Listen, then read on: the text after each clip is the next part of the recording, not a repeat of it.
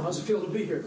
I mean, it feels amazing. I mean, there's no other place I would rather be, and I love football. I mean, it's awesome, you know, being able to chase a dream that I have, that I've had since I was young, and being here with the guys and working at the professional level is amazing. I mean, no words to describe how great it is. You started at Southern Mississippi. Can you talk about going from Southern Mississippi to Mississippi College? Excuse my voice. Yes, sir. So, yes, sir. I was recruited to go to Southern Miss as a certified walk-on in 2016. I stayed there for my redshirt freshman year, and then the year after that. So I was there from 2016 to 2018. And, you know, some things just happened between me and my position coach. I don't want to get into that at all, but just we didn't see eye to eye on some things. So I thought it was best for me to transfer out into the transfer portal and move on. And then I went to Mississippi College after that. I didn't want to lose a year. Back then, you know, the NCAA, you had to sit out a year. And I didn't want to sit out a year since what I thought about, like, you know, I lost a few years at Southern Miss now that I transferred out. So I said, let me go down D2, be a big fish in a small pond. How did this opportunity come about, like, with the Jets? So it was draft day, and I think it was the fourth or fifth round on Saturday, and a scout, Kevin Greene, called me. He was at my pro day at Jackson State with Deion Sanders and all that, and he called me and said, hey, how would you like to become part of the tryout and all that? I'm like, sign me up, let's make it happen, and now I'm here. What kind of feedback have you gotten from the staff after the last couple of days? I've gotten, you know, great feedback. Really helped my, you know, my hands. You know, really a lot of hand work and good get off work. I mean, the feedback has been great. It's mostly just working on, like, my hand speed and getting off and just making sure, you know, I treat every play like it's my last play.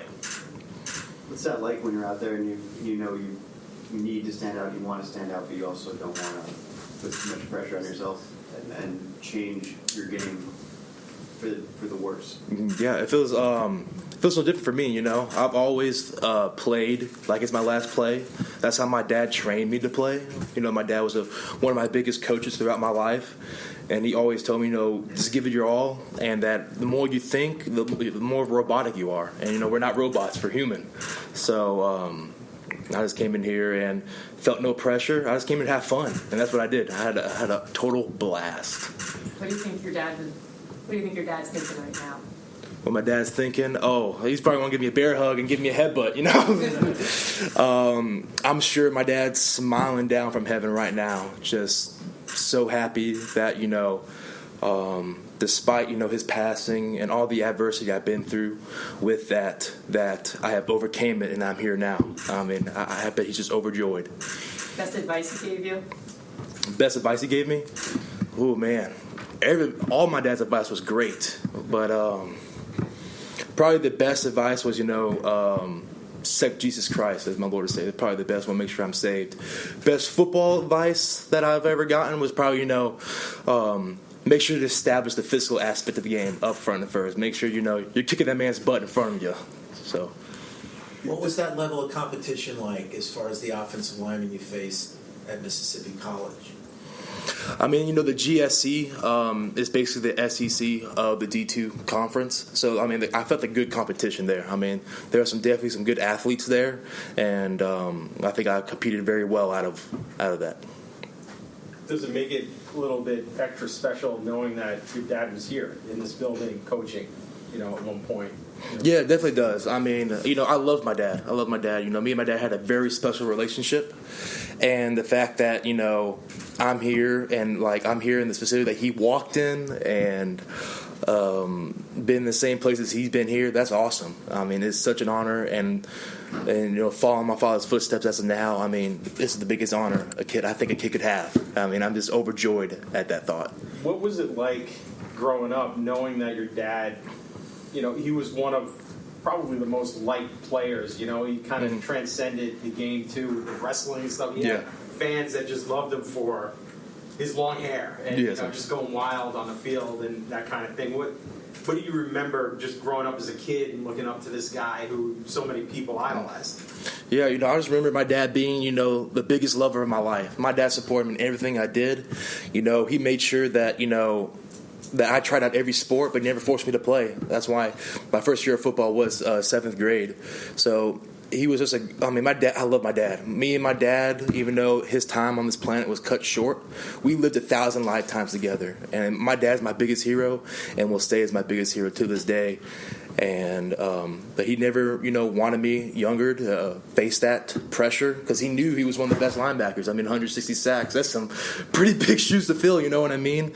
But he made sure that I had no pressure and that, especially when I wanted to play football in 7th grade, trying to become my own man and everything and wanting to do this and follow my dad. He actually at first said, I don't want you playing football, Gavin. I don't want you to deal with that pressure. But, I just remember my dad being the most gentle giant, me and my dad, we lived thousands and thousands of lifetimes together. Do you have people who you come across who tell you stories, players and coaches? All the time. Everybody, who knew my dad comes up to me and tells me how great of a man he was and how great of a player he was, and so many just stories that even my dad was not able to tell me. He didn't get to that point to tell me yet, and it's great to hear those stories. It's such an honor. Is that cool? As a kid growing up, you look up to your dad, but to hear other people talk about him in that way, that kind of thing, just kind of confirms, so to speak, that everything you thought growing up. Yes, sir, 100%. It just, it makes me so proud to be his son. I'm already so proud to be, him, to have him as my father, but it just, just brings so much joy to my heart. It does. You're a defensive lineman now? So I'm a 3-4 outside linebacker that can pass rush and then drop. But here they run a 4-down front. So the position they had me here that I was trying out for is that D end position, who main job's to rush and all that and play the run hard. You were a linebacker at Southern Miss, right? Yes, sir. We had a position at Southern Miss called the Wolf position, and that was like your standard 3-4 outside backer.